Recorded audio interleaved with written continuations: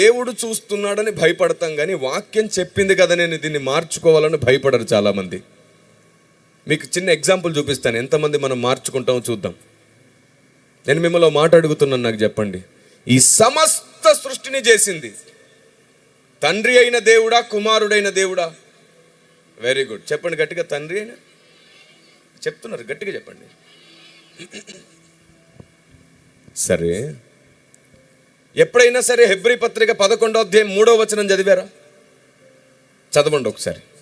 Hebrew పత్రిక 11వ అధ్యాయం 3వ వచనం.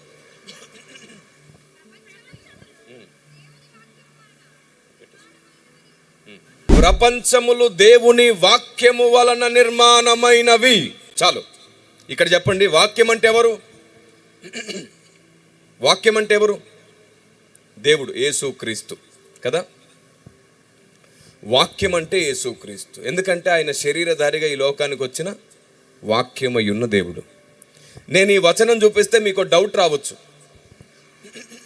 ఏంటో తెలుసా ఆ డౌట్? వాక్యము వలన నిర్మించబడ్డాయి అంటే వాక్యమై ఉన్న క్రీస్తు వల్ల కాదు సార్, వాక్కు వల్ల నిర్మించబడ్డాయి. దేవుడు వాక్కు పలికితేనే సమస్తము నిర్మించబడ్డాయి సార్ అని అంటారేమో. అలా అనుకునే అవకాశం ఉంది, ఎందుకంటే దేవుడు ఒక మాట పలికి సమస్తాన్ని సృష్టించాడని నమ్ముతాం కాబట్టి. ఒకవేళ ఇక్కడ చెప్పబడ్డ వాక్యము క్రీస్తు అను వాక్యము కాకపోతే అదే హెబ్రీయులకు రాసిన పత్రిక 1వ అధ్యాయము 2-3 వచనాల్లో ఈ వచనాలు ఉండేవి కాదు. అక్కడ చెప్పబడిన వాక్యము నజరేయుడైన యేసు అని పిలువబడిన క్రీస్తే. కాబట్టి ఎఫెసీ పత్రిక హెబ్రీయులకు రాసిన పత్రిక 1వ అధ్యాయము 2-3 వచనాల్లో ఉంది. చూడండి.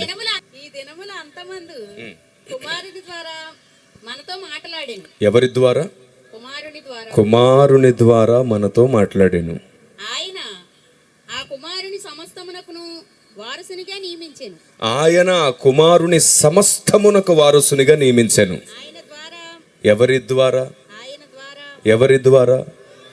కుమారుని ద్వారా సమస్తము నిర్మించెను. దేవునికి స్తోత్రం కలుగునుగాక. ఆమేన్. ఇప్పుడు చెప్పండి, సకల సృష్టికర్త ఎవరు? తండ్రా, కుమారుడా? అదేంటి మీరు అప్పుడు తండ్రి అన్నారుగా, ఇప్పుడు మాట మార్చారేంటి? అది సంగతి. మాట మార్చడం కాదు, ఇన్నాళ్ళు విన్నది మాట్లాడాం, ఇప్పుడు ఉన్నది మాట్లాడుతున్నాం. మరి సృష్టిలో తండ్రికి పాత్ర లేదా? నేను ఆ మాట అనట్లేదు, నేను అనని దాన్ని నువ్వు అనుకోవద్దు. ఎందుకంటే తండ్రి అయిన దేవుడే కుమారుని ద్వారా చేయించాడనుంది బైబిల్లో. Praise the Lord. తండ్రి, కుమారుడు, పరిశుద్ధాత్ముడు కలిస్తేనే ఈ సృష్టి జరిగింది. కరెక్టే. ఈ సృష్టికి ఆలోచనకర్త, సృష్టి ప్లాన్ చేసింది తండ్రి అయితే దాన్ని నిర్వహించింది, అంటే సృష్టించింది కుమారుడు, దాన్ని నడిపిస్తుంది పరిశుద్ధాత్మ దేవుడు. సృష్టిలో పరిశుద్ధాత్మునికి కూడా పాలుంది. అవును, నేను ఒక ప్రసంగం చేశాను, సృష్టికర్తల్లో పరిశుద్ధాత్మునికి భాగం ఉంది అన్నాను. పరిశుద్ధాత్ముడు కూడా సృష్టికర్తే అన్నాను. ఆ మాట అన్నప్పుడు ఒక బిషప్ గారు ఉలిక్కిపడన్నారు. ఏం మాట్లాడుతున్నావు కిరణ్ పాల్, నువ్వు ఎంతో విస్తారమైన పరిశోధన చేసావని విన్నాను, కానీ ఈ మాట అనేసేవేమిటి? ఆదాం మొదలుకొని సమస్త సృష్టిని చేసింది తండ్రి అయిన దేవుడే అన్నారు. అప్పుడు ఈ వచనం చూపించిన తర్వాత కూడా ఆయన మార్చుకోలేకపోయాడు. లేదు, ఇంగ్లీష్లో చూడమన్నాడు, చూసాం. హిందీలో చూడమన్నాడు, చూసాం. తమిళ్లో చూసాం. ఏ భాషలో చూసినా ఆయన ద్వారానే ఉంది అక్కడ. హీబ్రూలో చూడమన్నాను నేను, ఆయన ద్వారానే ఉంది అక్కడ. గ్రీకులో చూడమన్నాను, ఆయన ద్వారానే ఉంది అక్కడ. ఇప్పుడు చెప్పండి, లేఖనం చెప్పినట్లు మారుదామా? మనకు నచ్చినట్టే లేఖనాన్ని మారుద్దామా? మనకు నచ్చినట్లు లేఖనాన్ని మారిస్తే అది శాస్త్రుల పరిచయుల బుద్ధి అయిపోతుంది. లేఖనం చెప్పినట్లు మనం మారితే అది అపోస్తుల మార్గం అవుతుంది, అది అపోస్తుల బోధ అవుతుంది. దేవునికి స్తోత్రం కలుగునుగాక. లేఖనం చెప్పినట్లు మనం మారిపోదాం. నీ గుండె ఎప్పుడు ఆగిపోతుందో తెలీదు. ఎందుకు నీకు ఆ మొండితనం? నువ్వెప్పుడు కూలిపోతావో తెలీదు. నీకెందుకు అంత అహంకారం? నీవు నేను అతిశయించడానికి అసలు ఏం మిగులుంది? మీకు అర్థమయ్యేటట్టు చెప్తాను. ఎప్పుడైనా మీరు ఆవగింజని మీ చేతిలో పట్టుకున్నారు, ఇలాగా పట్టుకొని చూడండి. ఇంటికి వెళ్ళినాక మీరు ఒక ఆవగింజని ఇలా పట్టుకుంటే ఈ రెండు వేళ్ల మధ్యలో అది కనబడదు. ఈ రెండు వేళ్ళు దాన్ని మూసేస్తుంది కదా. సరే, అలాంటి ఆవగింజల్ని ఒక 100 టన్నుల ఆవగింజలు తీసుకొని ఆ ఒక్క ఆవగింజ మీద భూమి అని రాసి, బియ్యం గింజ మీద రాసినట్టు ఆ 100 టన్నుల ఆవగింజల్లో విసిరేసి 1000 మంది కూర్చోగలిగిన పెద్ద హాల్లో ఆ 100 టన్నుల ఆవగింజలు వేసేసి, మీలో ఎవరినైనా వెళ్ళి ఆ భూమి అని రాసిన ఆవగింజను తెమ్మంటే తేగలరా? తేలేం. చాలా కష్టం, చాలా కష్టం. ఈ సమస్త విశ్వంలో కూడా దేవుడు మనల్ని దూరంగా తీసుకెళ్ళి నీ భూమిని వెతుక్కోబాబంటే కూడా మనం వెతుక్కోలేం. అంత పెద్ద సృష్టి ఇది, అంత పెద్ద విశ్వం ఇది. గ్రహాలు, గ్రహమండలాలు, నెబ్యులాలు, అంతరిక్షం ఇంత అంత అని చెప్పడానికి వీల్లేనంత పెద్దది. దాన్ని ఆయన జానతో కొలిచేశాడంట. ఆయన ఎంత మహానుభావుడో చూడండి. మనకి ఎప్పటికీ కొలవడం సాధ్యం కాని దానిని దేవుడు జానతో కొలిచేశాడు. సరే, భూమి సైజు ఈ మహావిశ్వంలో ఆవగింజంత మాత్రమే. భూమి సైజు ఎంత? ఇప్పుడు మనకు భూమి సైజు అర్థమైంది. సరే, భూమి సైజే ఆవగింజ అయితే ఆ ఆవగింజలో అంటే ఆ భూమి సైజే ఆవగింజ అయితే మన దేశం సైజు ఎంత? దాని మీద ఒక చిన్న పిన్నిస్తో సన్నగా ఓ గీత గీసినంత, ఓ చిన్న గీత మన దేశం సైజు. మన దేశం సైజే ఓ చిన్న గీత అయితే మన రాష్ట్రం సైజు ఎంత? అదే పిన్నిస్తో ఇంకో చిన్న చుక్క పెట్టినంత. మన రాష్ట్రం సైజే ఓ చిన్న చుక్క అయితే మీ జిల్లా సైజు ఎంత? గాలిలో ఉండే ఒక చిన్న దుమ్ము కణమంతా జిల్లా సైజు. జిల్లా సైజే ఒక ధూళి కణం అయితే నీ గ్రామం సైజు ఎంత? ఒక సూక్ష్మజీవి ఎంత? నీ గ్రామం సైజే సూక్ష్మజీవంత అయితే నీ సైజు ఎంత? అసలు మనకు సైజే. నరుని జ్ఞాపకం చేసుకుంటకు నరుడు. ఇప్పుడు చెప్పు, ఏ పాటి వారం మనం? ఎలా ఉందో తెలుసా మన వ్యవహారం? చికెన్ షాప్ ముందు వెళ్ళి తొడగొట్టినట్టుంది కోడి. చికెన్ షాప్ ముందుకు వెళ్ళి తొడగొడితే ఏం చేస్తాడు వాడు? దొరికిన అవకాశాన్ని ఎలా విడిచిపెడతాడు? ఆ తొడ లెగ్ పీస్ ఉపయోగపడిద్ది కదా. జాగ్రత్త. సూక్ష్మక్రిమికైనా ఓ సైజు ఉంది, కానీ ఇలా లెక్క పెట్టుకుంటూ పోతే మనిషికి ఎలాంటి సైజు లేదు. ధూళి కణం కంటే కూడా మనం చాలా చాలా చాలా చాలా తక్కువ. అలాంటిది ఏదైనా కోరిక నెరవేర్చకపోతే దేవుడు, ఏదైనా ప్రార్థన నెరవేర్చకపోతే నువ్వు నా ప్రార్థన నెరవేర్చట్లేదని పోట్లాడేస్తాం మనం. నీకు తెలుసా, దేవుడు అని ఊపిరి ఊదితే ఈ సమస్త విశ్వంలో ఏమైపోతుంది. అంత గంభీరం, అంత భయంకరుడు దేవుడు. ఆయన ముందుకు వెళ్ళి నీకు నచ్చినట్లు మాట్లాడేస్తున్నావు. నీ లోపట ఆలోచన, నీ ప్రవర్తన అన్ని గమనిస్తూ ఉన్నాడు ఆయన. నీకున్న సమస్తాన్ని బట్టి, నీ భక్తిని బట్టి, నీ డబ్బును బట్టి, నీ చదువును బట్టి, నీ జ్ఞానాన్ని బట్టి విర్రవీగుతుంటే ఆయన దాన్ని కూడా గమనించి లెక్క రాస్తున్నాడు. జాగ్రత్త, జాగ్రత్త. ఒక రోజు రాబోతుంది, ఆయన న్యాయపీఠం ముందు నిలబెడితే మొత్తం లెక్క అడగబోతున్నాడు. ఒక్కదానికి మన దగ్గర జవాబు ఉండదు. ఒక్కదానికి మన దగ్గర జవాబు ఉండదు. అంత భయంకరమైన ఒక రోజు వచ్చినప్పుడు కూడా నిన్ను కాపాడడానికే దేవుడు తన గ్రంథాన్ని, తన హృదయాన్ని మన ముందుంచాడు. ఇందులో దేవుని న్యాయం ఉంది, దేవుని వ్యూహం ఉంది, దేవుని సూత్రం ఉంది. సాతాను కబంధ హస్తాల నుంచి విడుదల పొందడానికి కావలసిన ప్రతి జ్ఞానము, వ్యూహం ఇందులో పెట్టాడు. చివరికి సాతాను తంత్రములు ఎలా ఉంటాయో కూడా ఇందులో పెట్టాడు. దేవునికి స్తోత్రం కలుగును గాక. మనము సాతాను తంత్రములను ఎరగని వారము కాము అని రాయబడింది. కానీ ఇప్పటికీ సంఘానికి సాతాను తంత్రాలు తెలీదు. మీరు చెప్పండి, మీలో ఎంతమంది కులాన్ని బట్టి ఓటేస్తారు? సాతాను తంత్రం అది. ఎంతమంది మతాన్ని బట్టి ఓటేస్తారు? సాతాను తంత్రం అది.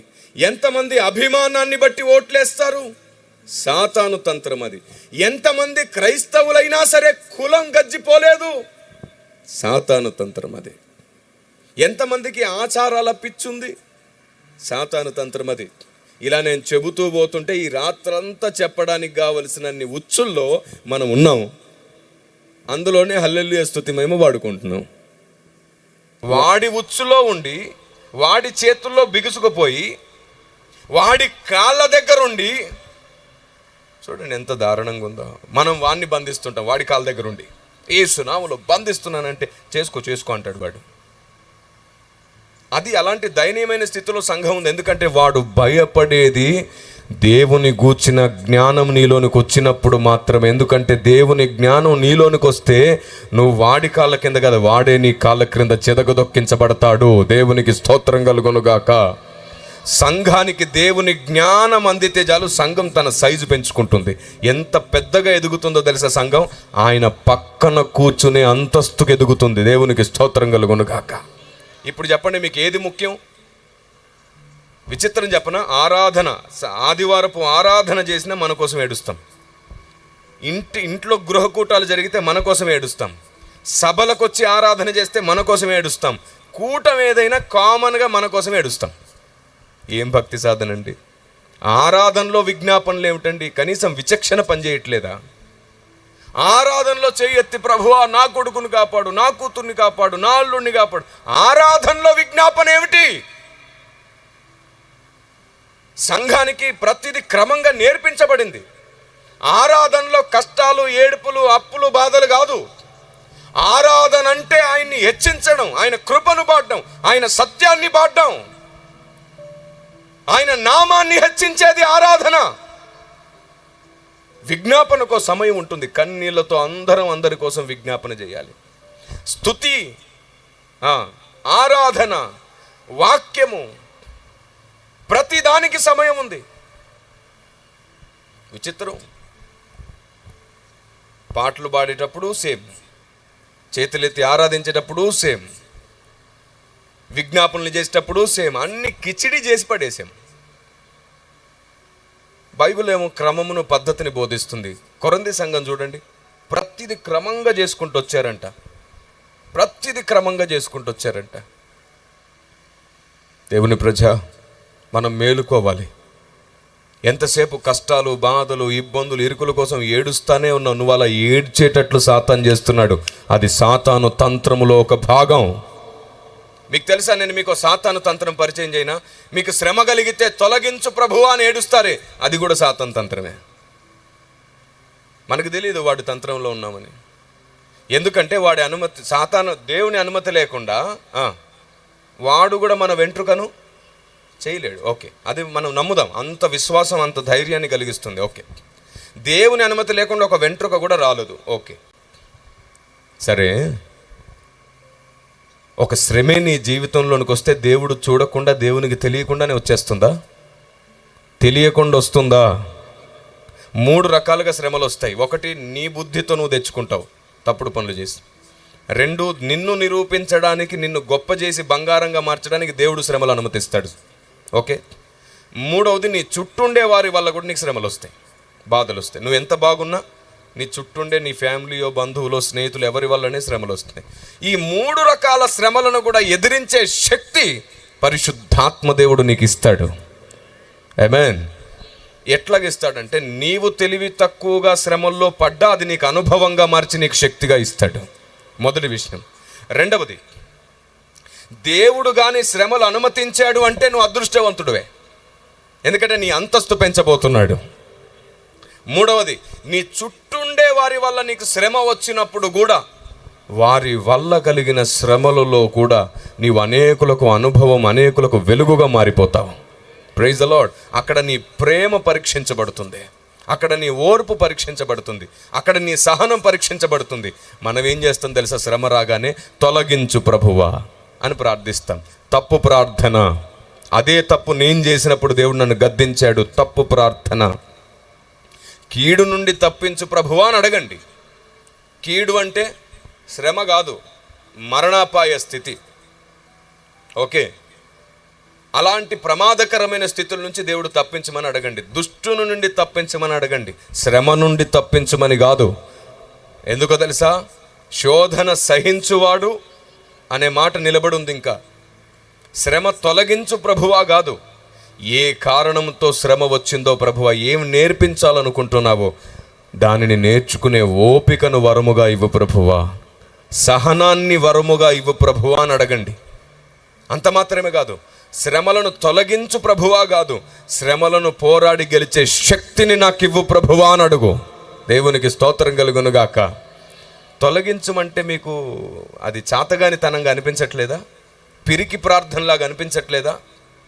సరే, బైబిల్ ఏమంటుందో చూడండి. పోని రోమాపత్రిక 8వ అధ్యాయం 17వ వచనంలో ఏముందో చూడండి ఒకసారి. బైబిల్లో ఏముందో చూడండి. మనము పిల్లలమైతే వారసులం, దేవుని వారసులము, క్రీస్తుతో కూడా మహిమ పొందుటకు ఆయనతో శ్రమ పడిన ఎడల. ఏం పడిన ఎడల? శ్రమ పడిన ఎడల. అదేంటి అలా రాసింది బైబిల్లో? సుఖపడిన ఎడల అని ఉండాలి కదా. యేసు ప్రభువు నమ్మేదే సుఖాల కోసం అంట. ఇక్కడ చూడండి, ఆయనతో శ్రమ పడిన ఎడల క్రీస్తు తోడి వారసులం. దేవునికి స్తోత్రం కలుగునుగాక. శ్రమ పడితే వారసులమా, సుఖపడితే వారసులమా? అయితే ఒకటి మాత్రం నిజం, శ్రమ తరువాత దేవుడు నీకు ఇచ్చేది సౌఖ్యమే, సుఖమే. ఆమేన్. శ్రమ పడుతూ కూడా సుఖపడతాం మనం. ఇక్కడ కూర్చున్నారే సేవకులు, వీళ్ళందరూ శ్రమ పడుతూ సుఖపడే వాళ్ళే, శ్రమల్లో సుఖపడే వాళ్ళే. దేవునికి స్తోత్రం కలుగునుగాక. అసలు ఒక విషయం ఏంటంటే, దేవుని కొరకు శ్రమ పడడం కూడా మాకు సుఖంలాగా అనిపిస్తుంది కదా. మరేంటి మొఖాలు ఎట్టా వాడిపోయి ఉన్నాయి? వాస్తవానికి ఏవైనా గొప్ప సూత్రములు భక్తిలో అర్థమైతే ఫస్ట్ ముఖం వికసిస్తుంది. సరే, మీకు అర్థమయ్యేటట్టు చెప్తాను. నేను దాదాపుగా 16 పుస్తకాలు రాశాను, వాటిని తీసుకొచ్చాను. అందులో 11 రకాల పుస్తకాలు అయిపోయాయి, ఒక 5 రకాలు ఉన్నాయి. మీ అందరికీ కుటుంబానికి ఒకటి చొప్పున ఫ్రీగా ఇద్దాం అనుకుంటున్నా, ఉచితంగా బహుమతిగా ఇచ్చి వెళ్దాం అనుకుంటున్నా. ఒకసారి చూడండి సార్, ఆ మొఖాలు చూడండి ఎంత వెలిగిపోయినాయో, నవ్వుతున్నారు, హ్యాపీగా ఉన్నారు. ఫ్రీ అనగానే ఇప్పటిదాకా ఇలాగ వాక్యం విన్న వ్యక్తులు కూడా అంటున్నారు ఫ్రీ అంటేనే. ఎందుకు ఆ స్మైల్ ఎందుకు వచ్చింది? నీకేదో అర్థమైతే కదా. ఏం అర్థమైంది? ఉచితంగా ఏదో నాకు రాబోతుంది అని. అంటే నీకు అర్థం అవ్వగానే నీ ముఖంలో ఏం కనబడుతుంది? చిన్న చిరునవ్వు వస్తుంది. అర్థం అవ్వగానే ఒక స్పందన తెలుస్తుంది. నిజం చెప్పాలా, నేను ఊరికే ఎగ్జాంపులే, ఫ్రీ ఏం కాదు, ఊరికే చెప్పాను, మీకు అర్థమయ్యేటట్లు ఎగ్జాంపుల్ చెప్పాను అంతే. అక్కడికి వెళ్ళి కూర్చొని ఫ్రీ అన్నాడు అని చెప్పి లాక్కెళ్ళకండి. కొందరు ఏదో దొంగతనం కూడా చేసుకొని వెళ్తున్నారంట పుస్తకాలు, మహానుభావులు కదా. ఎంత విచిత్రం. పిల్లలు అలా ఉంటే చూస్తానని తీసుకొని అట్లా వెళ్ళిపోతున్నారంట. వాళ్ళు నాకు చెప్తున్నారు, అన్న చూస్తానని చెప్పి తీసుకెళ్ళిపోతున్నారు అన్న, ఏం చేయాలి, దేవుడు చూసుకుంటాడులే నాన్న, చూస్తాననే కదా తీసుకెళ్ళారు, దేవుడే చూసుకుంటాడు. దేవుని దగ్గర నుంచి జ్ఞానాన్ని ఎప్పుడు కూడా ఫ్రీగా ఆర్జించకూడదంట. సత్యమును కొని దాచి ఉంచుకో. ఎందుకంటే దానివల్ల దానికి విలువ పెంచడమే కాదు, తిరిగి అది నీకు ఫలమై నూరంతలు తిరిగి వచ్చేటట్లు నువ్వు మారుతావు. దేవునికి స్తోత్రం కలుగునుగా. సత్యం ఇంకా వ్యాపింపజేయడానికి ప్రయాసపడే వారికి అది సహకారం కూడా అవుతుంది. ఆమేన్. వాస్తవానికి నా పుస్తకాలు అందరికీ ఫ్రీగానే ఇవ్వాలనుకుంటున్నాను.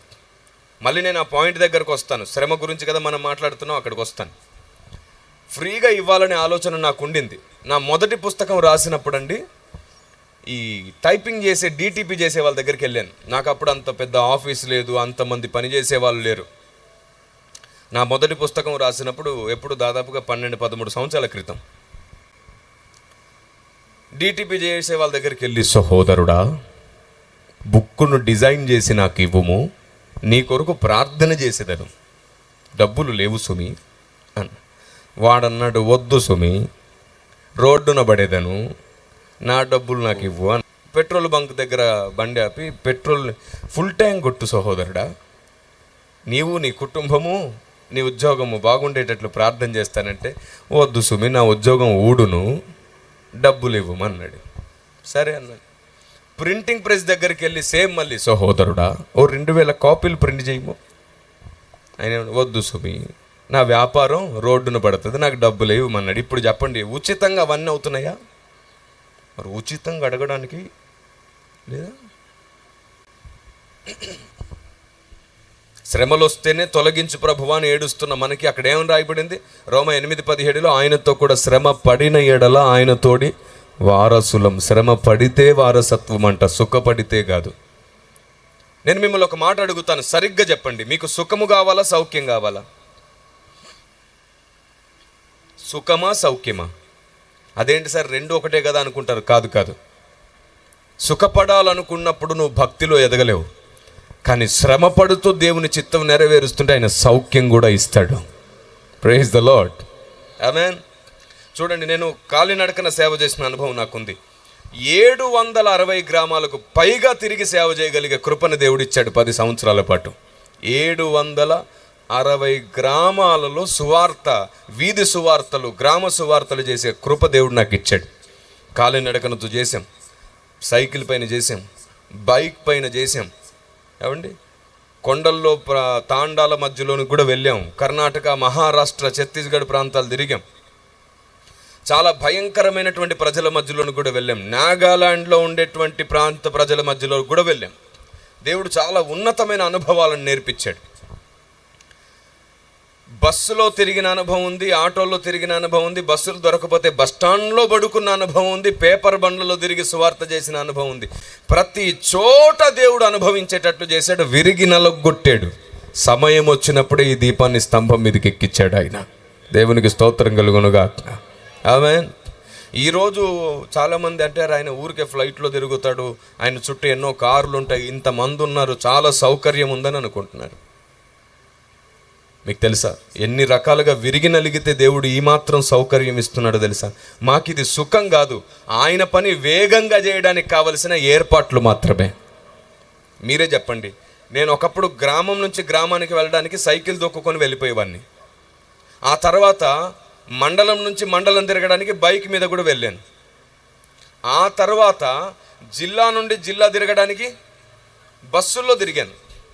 రాష్ట్రం నుండి రాష్ట్రం తిరగాల్సి వస్తే అప్పుడు నాకు బస్సులు టైంకి ఉండేవి కాదు. కారు ఇచ్చాడు దేవుడు. చాలా విరిగి నలిగాం మేము, చాలా రకాలుగా ప్రయాసపడ్డాం. కారు ఇచ్చాడు. ఇప్పుడు నేను రాష్ట్రం నుండి రాష్ట్రంకి కారులో తిరుగుతున్నాను, బాగుంది. ఇప్పుడు దేశం నుండి దేశానికి వెళ్ళాలంటే మరి దాన్ని సౌకర్యం అంటారు, సుఖం అనరు. నా దేవుని పని నేను అందించాలి.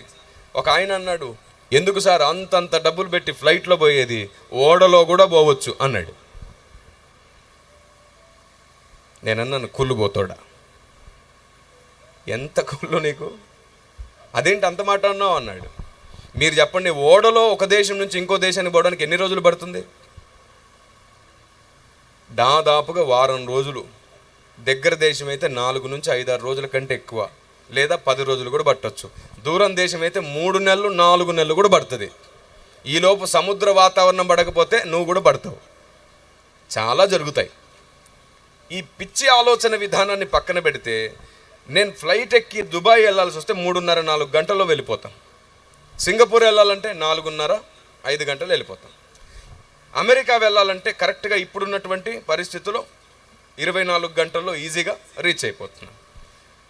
అదే మనం ఓడలో వెళ్ళాలంటే నెలలు నెలలు నెలలు ఆరోగ్యం పాడు చేసుకొని అక్కడ దిగిన తర్వాత మళ్ళీ ఆరోగ్యాన్ని కట్టుకొని పనిచేయాలి.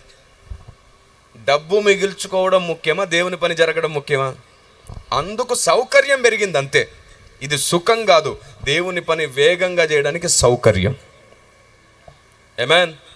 సైకిల్ పైన తిరిగే వ్యక్తులకు చెప్తున్నాను, దేవుడు నిన్ను ఇంకా సౌకర్యంలో వాడుకునేటట్లు ముందు మోకరించి మోకాళ్ళ స్తుతి చూపించు. దేవుని ముందు మోకాళ్ళ స్తుతి వినిపించు. ఆమేన్. 8:30 గంటలు ఏడ్చేవాడిని నేను దేవుని దగ్గర. 8:30 గంటలు కన్నీళ్లతో వేడుకునేవాడిని, ప్రభువా చిన్నవాడిని, ఇంత పెద్ద పని ఎలా చేయగలను?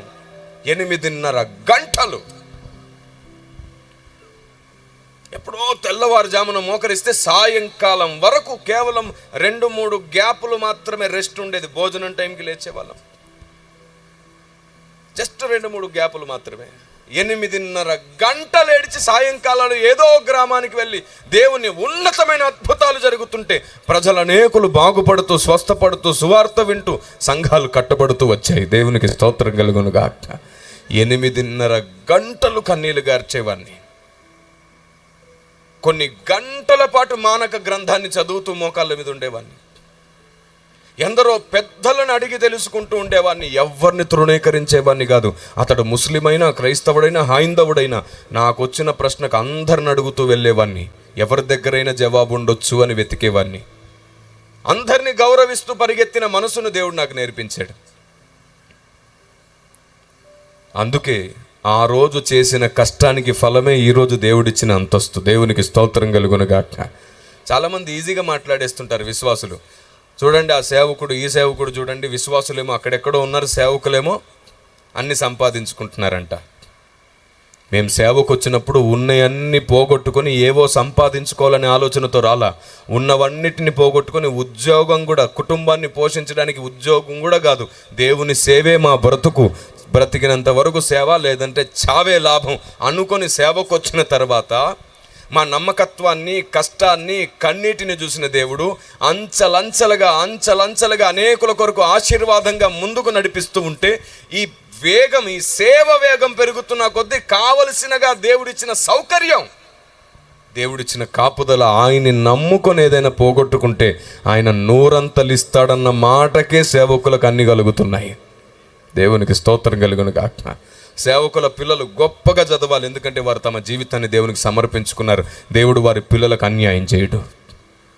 సేవకులకు ఎప్పుడు కూడా నిర్ణయం తీసుకోవడానికి వెనక ముందు ఆలోచించేటట్లు ఉండకూడదు. ఎప్పుడు సమృద్ధి ఉండాలి. ప్రతి నిర్ణయం ఖచ్చితంగా నెరవేర్చుకోగలగాలి దేవుని చిత్తం కొరకు. ఆమేన్. పౌలు భక్తుడు అంటాడు, మీరు నాకు పంపినవి సమృద్ధిగా ఉన్నాయంటాడు. పౌలు ఏం చేయాలన్నా సరే సమృద్ధిగా పంపేవారంట సంఘం. దేవుని పని చేసేవాడు ఆగకుండా పరిగెత్తేటట్టు సమృద్ధి, అది కేవలం సౌకర్యం మాత్రమే, సుఖం కాదు. ఆమేన్. ఒకప్పుడు అనేవాళ్ళు, ఎందుకంటే సేవకుని చుట్టూ 2-3 తిరగాలి, బాడీ గార్డ్లా అనేవాళ్ళు. మొన్న జరిగిన ఇన్సిడెంట్ జరిగిన తర్వాత 100 కాల్స్, సార్ జాగ్రత్త, మీతో 4 ఉంచుకోండి, సార్ జాగ్రత్త. ఈ అధిక నీతిమంతులందరూ నోరు మూసుకొని ఉంటే మంచిది. పరిచర్య జరిగేది మాత్రమే చూడండి, ఫలము మాత్రమే చూడండి. అనవసరమైన పద్ధతులు చూడకండి. అందరి కోసం ఎవరైనా పోరాడే స్థాయిలో ఉంటే వారి కోసం సాతాను ఎప్పుడు సింహం వలె ఎదురు చూస్తూ ఉంటాడు. తప్పించుకోవడం కూడా రావాలి. పౌలు తప్పించుకోలేదా కదా?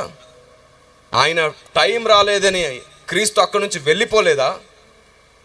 ప్రతిదాన్ని వ్యూహంగా చేయడం నేర్చుకోవాలి. పాము వంటి వివేకం, పావురం వంటి దేవుడే కాపాడును. దేవుడు కాపరి, ఆయనకు తెలుసు కాపాడడం. అరే ఆయనకు అన్నీ తెలుసు. దేహ సంరక్షకులను ఎందుకు ఇచ్చాడు మరి భక్తులకి? ప్రతి దాన్ని బ్యాలెన్స్గా చూడడం నేర్చుకోవాలి. ఒకలాగే గుడ్డెద్దు చేనులో పడ్డట్టు భక్తి చేస్తే మొత్తం నాశనం అయిపోతుంది. మొన్న ప్రవీణ్ గారికి జరిగిన సంభవం చూసినప్పుడు అందరూ అన్నారు, ఆయన బైక్ మీద ఎందుకు వచ్చాడు బయటికి అని. కారులో తిరిగితేనేమో కారులో తిరుగుతున్నాడు అంటారు, బైక్ మీద వస్తే తగ్గించుకున్నాడు రా అనుకునే లోపు. అందుకే నేను చెప్తున్నాను, అనవసరమైన పిచ్చి ప్రాసెస్లోకి వెళ్ళకండి. పని ఘనంగా జరగడం ఒక్కటే ముఖ్యంగా పెట్టుకోండి. దేవుడు అనుకుంది సాధించడం మాత్రమే ముఖ్యం అనుకోండి. అందరికి నచ్చదు. అందరి ప్రాసెస్ కాదు, ప్రోగ్రెస్ ఎలా ఉందో చూద్దాం. అప్పుడు నిజమైన క్రైస్తవులం అవుతాం మనం. అందరూ ఒకేలా ఉండాలని కోరుకోవద్దు, అందరూ ఒకేలా పనిచేయాలని కోరుకోవద్దు. పరిచర్యలో నానా విధములని మర్చిపోవద్దు. ఏ పరిచర్యకు ఎంత కావాలో ఆయనకు తెలుసు. ఆయన సజీవుడైన దేవుడు. దేవునికి స్తుతి కలుగునుగాక. మనకు ఎడ్యుకేషన్ తగ్గింది, అధిక నీతి, అధిక పరిశుద్ధత పెరిగింది. మళ్ళీ శాస్త్రుల పరిశీలన విధానం వచ్చేస్తుంది. ఎటు చూసిన విమర్శలు, దూషణ, ప్రతి వాని గురించి ఇంకొకటి తప్పుగా మాట్లాడడం. ఒక స్టేట్మెంట్ ఇస్తాను వినండి, ధైర్యం చేసుకొని ఒక మాట చెప్తాను.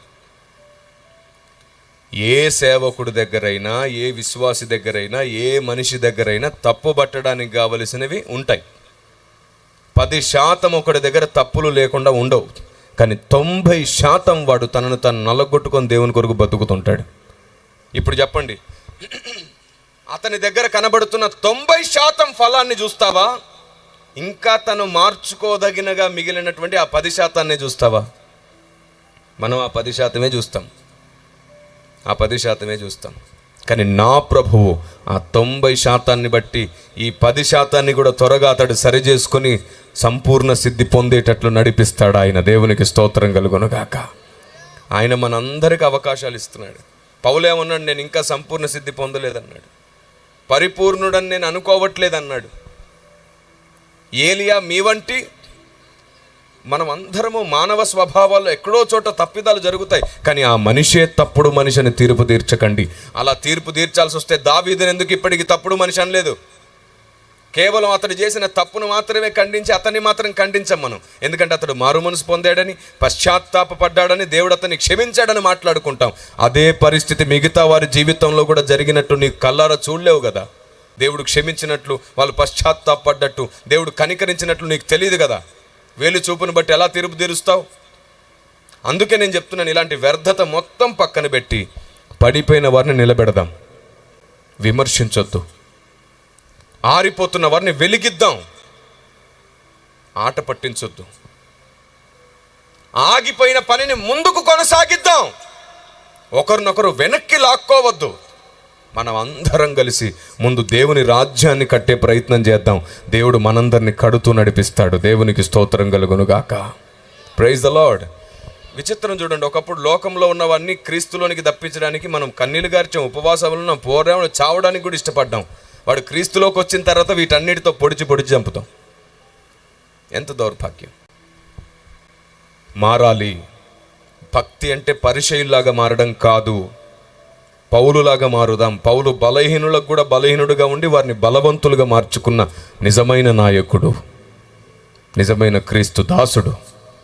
ఇంత గొప్ప మాదిరి మనకున్నప్పుడు ఎందుకని మనం ప్రతి విషయంలో తొందరపడుతుంటాం? కామెంట్ చేయడం ఎవరికైనా వస్తుంది. ప్రతి తెలివి తక్కువడు మాట్లాడేస్తాడు. తెలివైన వాడు మాత్రమే అందరిని అర్థం చేసుకునేవాడు అవుతాడు. ఆ స్థితిలో దేవుడు మనల్ని నిలువబెట్టునుగాక. ఇప్పుడు చెప్పండి, ఎంత ఆత్మీయతలో ఎదిగాం మనం? ఎంత ఆత్మీయతలో ఎదిగాం? అటు చూస్తే దేవుని వ్యూహం ఏమిటో తెలియలేదు. దేవుడు ఎందుకు ఏం చేస్తున్నాడో పూర్తిగా అర్థం కాలేదు. ఏమండి, బైబిల్లో ఒక చోట ప్రకటన గ్రంథంలో చాలా క్లియర్గా ఉంది, పరలోకంలో ఆకలి దప్పులు, ఇటు చూడండి, పరలోకంలో ఆకలి దప్పులు లేవు అని ఉంది బైబిల్లో. బైబిల్ మాట ఆకాశం భూమి గతించినా మానదు, ఖచ్చితంగా అలా ఉంటుంది. నా ప్రశ్న, ఆకలి దప్పులు లేని రాజ్యంలో దేవదూతల ఆహారం ఎందుకున్నట్టు? కారణం ఉందిగా. ఏంటా కారణం? సంఘానికి తెలియదు. నిజంగానే ఆకలి దప్పులు ఉండవు దేవుని రాజ్యంలో, కానీ ఆ ఆహారం ఎందుకు పెట్టాడో తెలుసుకోవాలి మనం. దేవుడు బోధిస్తాడు. ఊరికే రాయించాల బైబిల్లో కొన్ని విషయాలు తెలుసుకోవడానికే. మనం అలాంటి వాటి మీద దృష్టి పెడితే అనవసరమైన ఆలోచించడం మానేస్తాం. అర్థమైందా? బలమైనవి ఆలోచించేవాడు బలహీనమైన వాటిని పట్టించుకోడు. ఎందుకంటే దేవుని సత్యం అర్థమవుతున్న కొద్ది వాడి గుండె నిండా ప్రేమ నిండుతుంది. ప్రేమ నిండిన హృదయం సత్యాన్ని స్థాపిస్తుంది. ఎందుకంటే సత్యం ప్రేమతోనే చెప్పబడుతుంది. ప్రేమ లేని చోట సత్యం ఉండదు. కేవలం అహంకారం ఉంటుంది, అనవసరమైన వాదనలు, అనవసరమైన డిబేట్స్. అదేంటి కిరణ్ పాల్ గారు, మీరు కూడా చేశారుగా. చూడండి ఒకసారి, ఎక్కడైనా అహంకారం ప్రదర్శించబడిందా? ఎక్కడైనా నేను ఎవరితోనైనా వాదించేటప్పుడు వాళ్ళని అవమానించానా? చివరికి వారికి కౌంటర్స్ వేస్తూ కూడా వాళ్ళకి ఎప్పుడైనా అగౌరవంగా మాట్లాడానా? కౌంటర్స్ వేయలేదు, నేను ఎప్పుడు కౌన్సిల్సే చేశాను. చూడండి, క్రైస్తవ వ్యతిరేకులకు కూడా నేను జవాబు ఇచ్చినప్పుడు గౌరవంతోనే మాట్లాడాను. వాళ్ళలో వాళ్ళకి తెలియని మంచి లక్షణాన్ని కూడా నేను గుర్తుపట్టాను. మీకు ఈ మంచి లక్షణం ఉండుంటుంది, అందుకే మీరు ఇలా అంటున్నారు, కానీ ఇది గుర్తించకపోతే మీరు మొత్తం వ్యర్థులే అని కూడా అన్నాను. మాట్లాడే విధానంలో అహంకారం ప్రదర్శించకపోనప్పుడు వాడు భక్తుడని అర్థమవుతుంది. దేవుని చేత నడిపించబడదాం. ఇది మన సేవ, మన సొంత నిర్ణయమా, మన సొంత ఆలోచన కాదు కదా. ఆయన సేవ, ఆయన నిర్ణయం, ఆయన ఆలోచన. మనం పనివారం మాత్రమే, మనం ఆయన ప్రజలం మాత్రమే. ఆయనకు నచ్చింది అడుగు అడుగు చేసుకుంటూ వెళ్ళిపోదాం. ఆత్మకార్యం జరుగుతుంది. శక్తితో బలముతో చెయ్యాలని ట్రై చేయొద్దు. ప్రాసెస్ని వెంబడించండి. ప్రోగ్రెస్ దేవుడు చూపిస్తాడు. దేవునికి స్తోత్రం కలుగునుగాక.